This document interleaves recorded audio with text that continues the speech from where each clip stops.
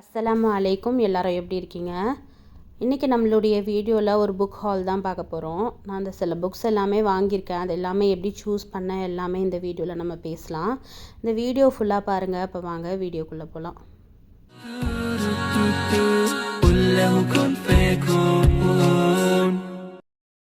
Dubai public லைப்ரரியில் பார்த்தீங்கன்னா ஒரு சேரிட்டி காஸ்க்காக நிறைய புக்ஸ் சேல் போட்டிருந்தாங்க.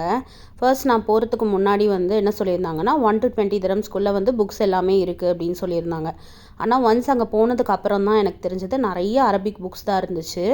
அதே மாதிரி இங்கிலீஷ் புக்ஸ் ரொம்ப கம்மியாக தான் இருந்துச்சு. முன்னாடி நிறைய போயிடுச்சு அப்படின்ற மாதிரி ஃப்ரெண்டு சொல்லியிருந்தாங்க. ஸோ நான் போய் பார்த்தப்போ பார்த்தீங்கன்னா ப்ரைஸுடைய வேரியேஷன்ஸும் நிறைய இல்லை.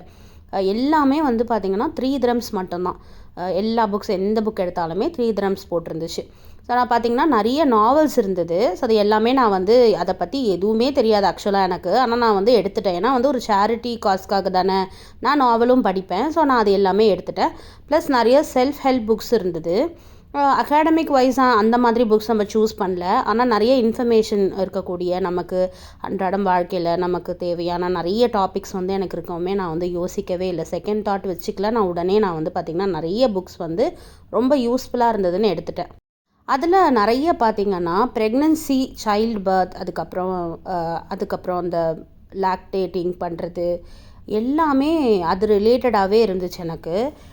அது யாருமே எடுக்கலையா அப்படின்றது எனக்கு தெரியல. எனக்கு நல்லா நாடியிருக்கான் போல இருக்குது. ஸோ நான் என்ன பண்ணிட்டேன் அப்படின்னு சொன்னால் அந்த மாதிரி புக்ஸ் எல்லாமே சூஸ் பண்ணிட்டேன். அதுக்கப்புறம் சில செல்ஃப் ஹெல்ப் புக்ஸ் இருந்தது. அதுக்கப்புறம் ஸ்கில் டெவலப்மெண்ட் புக்ஸும் சிலதெல்லாமே இருந்துச்சு. ஸோ அதுவுமே நான் வாங்கியிருந்தேன். அதுக்கப்புறம் சில பேர் இந்தியன் ஆத்தருடைய புக்ஸும் சிலது இருந்தது. ஒரு 4-5 புக் இந்தியன் ஆத்தருடைய புக்ஸ் இருந்துச்சு. ஸோ அதுவுமே நான் இங்கே எடுத்திருந்தேன். நான் எப்படின்னா நான் டிஃப்ரெண்ட்டான ஒரு டாபிக் தான் நான் எப்போவுமே சூஸ் பண்ணுவேன்.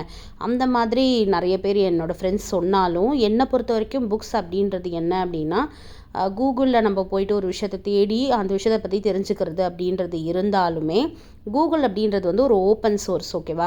யார் வேணாலும் என்ன வேணாலும் போய் அங்கே டைப் பண்ணிட்டு வரலாம். அதனால் நமக்கு ஒரு கரெக்டான ஒரு இன்ஃபர்மேஷன்ஸ் எல்லா டைம்லேயும் கூகுள் கொடுக்குங்கிறதெல்லாம் கிடையாது. புக்ஸ் அப்படின்றது ப்ரொஃபஷ்னல்ஸாலே எழுதப்படுறது. இப்போது ஒரு சயின்டிஸ்ட்டோ ஒரு ஆத்தர் எழுதுகிறாங்கன்னு சொன்னால் அவங்களுடைய எக்ஸாமின் பண்ணி எல்லாமே அவங்க என்ன செய்வாங்க அப்படின்னு சொன்னால் எழுதுவாங்க. அதை ஆராய்ச்சி பண்ணி எழுதுவாங்க. ஒரு டாக்டர் எழுதுகிறாங்க, அதே மாதிரி ஒரு மோட்டிவேஷன் ஸ்பீக்கர் எழுதுகிறாங்க அப்படின்னு சொன்னாலோ, இல்லை அது ரிலேட்டடாக டாக்டர்ஸ் எழுதுகிறாங்க சொன்னாலோ, அதே மாதிரி ஹெல்த் அட்வைசர்ஸ் எழுதுகிறாங்கன்னாலோ அதில் நமக்கு ஒரு ஆத்தென்டிக்கான இன்ஃபர்மேஷன்ஸும் ப்ரூஃப்ஸும் நமக்கு இருக்கும். ஸோ எப்போவுமே அது ரிலேட்டடான புக்ஸ் வாங்குறது படிக்கிறது அப்படின்றது எனக்கு பிடிக்கும். அதே மாதிரி ஹெல்த் ரிலேட்டட் புக்ஸ் நம்ம நிறைய நம்மளுடைய இதில் கூட நம்ம ஷேர் பண்ணியிருக்கோம் ஷார்ட்ஸில். ஸோ அந்த மாதிரி புக்ஸ் எல்லாமே சூஸ் பண்ணுறதன் மூலிமா நிறைய இன்ஃபர்மேஷன்ஸ், லோடட் ஆஃப் இன்ஃபர்மேஷன்ஸ் இருக்கும் அதில். அப்போது நிறைய ஒரு சிட்டிங்லலாம் நீங்கள் மற்ற புக்ஸ் மாதிரிலாம் நம்மளால் படிச்சுட்டு எழுந்திரிக்க முடியாது. அப்போ என்ன பண்ணலான்னு கேட்டால் அப்பப்போ நமக்கு டைம் கிடைக்கிறப்போ, அப்பப்போ ஒரு இன்ட்ரெஸ்ட் இருக்கப்போ நமக்கு அந்த மாதிரி கொஞ்சம் கொஞ்சமாக இன்ஃபர்மேஷன்ஸ் நம்ம தெரிஞ்சுக்கும் போது என்றைக்கும் நம்மளும் அதை நம்மள அறியாமல் அதை யூஸ் பண்ண போகிறோம். ப்ளஸ் நம்ம மற்றவங்களுக்கும் அதை எடுத்து சொல்ல போகிறோம் அப்படின்ற ஒரு விஷயந்தான்.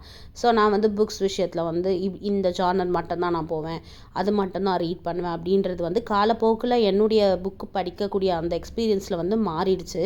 ஸோ எல்லா மாதிரியான புக்ஸுமே நான் வாங்கி படிப்பேன். சப்போஸ் அது எனக்கு அது செட் ஆகலை அப்படின்னு சொன்னால் கண்டிப்பாக அதை நான் தனியாக எடுத்து வச்சுருக்கேன். அதை நான் ஃப்யூச்சரில் டொனேட் பண்ணிடலாம் அப்படின்னு சொல்லிட்டு இருக்கேன்.